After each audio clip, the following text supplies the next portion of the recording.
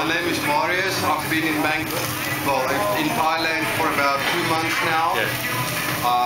I work at a primary school in Bangkok. It's on a Air Force base. Yeah. What about the TEFL? Tell me a little bit about the TEFL in Hua Hin. It was awesome. It's like made a lot of new friends there. Yeah. It's always nice to come back to Hua Hin. It's like coming back home, like where it all started out. And Teach Travel Asia? Oh, any negatives? No, they're the best. Like, what about your trainer, Mike?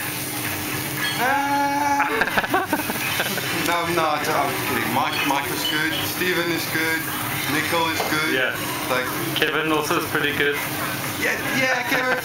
I only really met Kevin today, but like, he's quite cool. Yeah. Any negatives? Any suggestions for guys that are going to come over?